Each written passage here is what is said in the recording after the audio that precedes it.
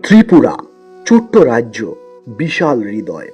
ভারতের উত্তর পূর্বের বুকের মাঝে লুকিয়ে থাকা এক অপার সৌন্দর্যের নাম ত্রিপুরা। ছোট্ট একটি রাজ্য, কিন্তু তার ইতিহাস, সংস্কৃতি, ভালোবাসা আর মানুষের হৃদয়ের গভীরতা অনেক বড়।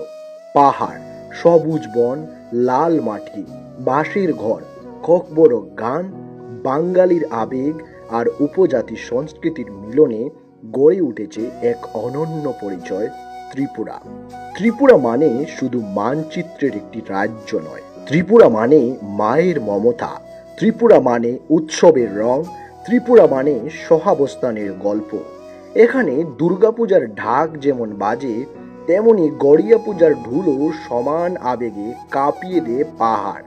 এখানে রবীন্দ্রসঙ্গীতের সুর যেমন ভেসে আসে, তেমনি পাহাড়ি লোকগানের সুরও হৃদয়ে ছুঁয়ে যায়। ত্রিপুরার মানুষ সহজ সরল কিন্তু পরিশ্রমী। অল্পতে সুখ খুঁজে নেওয়া এই মানুষগুলোই রাজ্যের আসল শক্তি।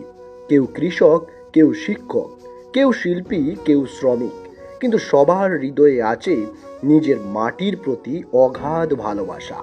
শিক্ষার ক্ষেত্রেও ত্রিপুরা আজ গর্বের নাম। একসময় অনেক সীমাবদ্ধতা থাকলেও আজ এই রাজ্যের ছেলেমেয়েরা ডাক্তার, ইঞ্জিনিয়ার, অধ্যাপক, গবেষক হয়ে দেশের নানা প্রান্তে নিজের প্রতিভার ছাপ রেখে চলছে।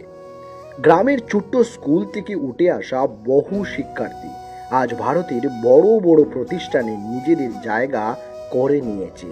এটাই ত্রিপুরার শক্তি, স্বপ্ন দেখার সাহস। ত্রিপুরার সংস্কৃতি ভারতবর্ষের এক অমূল্য সম্পদ। হুজাগিরি নৃত্যের মোহ, রিয়াং সম্প্রদায়ের ঐতিহ্য, বাঁশ ও বেতের শিল্প, পাহাড়ি পোশাক, লোকগাথা সব কিছু মিলেই ত্রিপুরাকে করেছে অনন্য।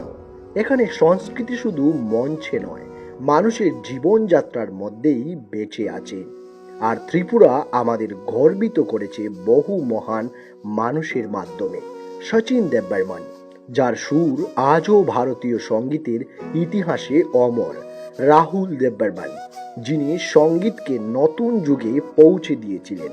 দীপা কর্মকার, ছোট্ট ত্রিপুরার মেয়ে, যিনি অলিম্পিক মঞ্চে ভারতকে গর্বিত করেছেন।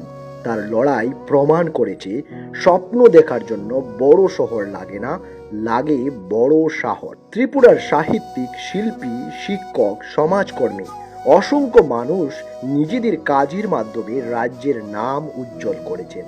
এই মাটির প্রতিটি মানুষের মধ্যেই আছে সংগ্রামের গল্প। আজও যখন কেউ বলে ত্রিপুরা ছোট্ট রাজ্য, তখন ত্রিপুরার মানুষ হাসে, কারণ তারা জানে এই ছোট্ট রাজ্যের হৃদয় অনেক বড়।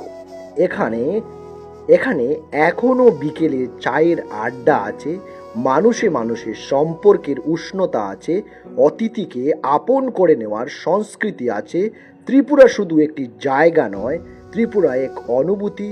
যে একবার এই মাটিকে ভালোবেসেছে, সে কখনো ত্রিপুরাকে ভুলতে পারে না। গর্ব করে বলি, আমি ত্রিপুরার মানুষ। এই মাটি আমার পরিচয়, এই মাটি আমার অহংকার।